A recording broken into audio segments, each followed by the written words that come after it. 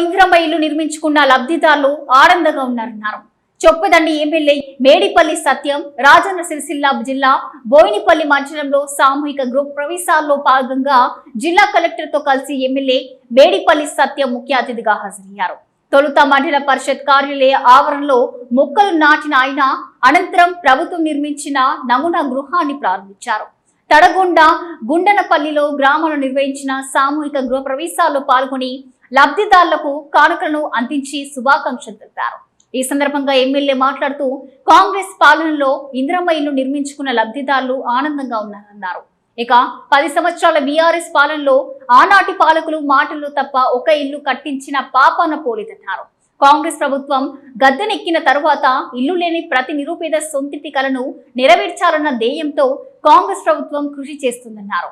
ఇందిరమ్మ ఇళ్ల పథకంలో మొదటి విడతగా బోయినపల్లి మండలంలో 800కు పైగా ఇల్లు నిర్మించామని, రెండో విడతల్లో కూడా ఎవరైనా ఇల్లు లేని వారు దరఖాస్తు చేసుకోవాలని, మధ్యలో ఆగిపోయిన ఇల్లు కూడా ఇక ప్రభుత్వం డబ్బులు చెల్లిస్తుందని అన్నారు.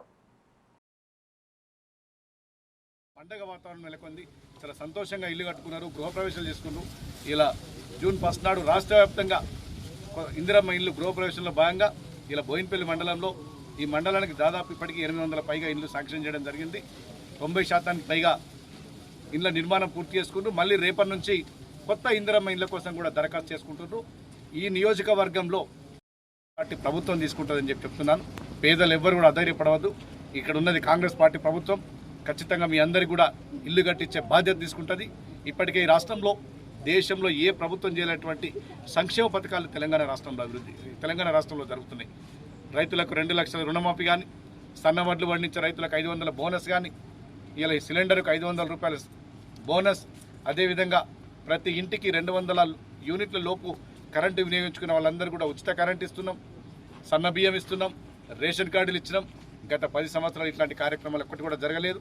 ఇలా 2.5 సంవత్సరాల్లోనే ఇంత అభివృద్ధి సంక్షేమం దేశంలో ఎక్కడ లేని విధంగా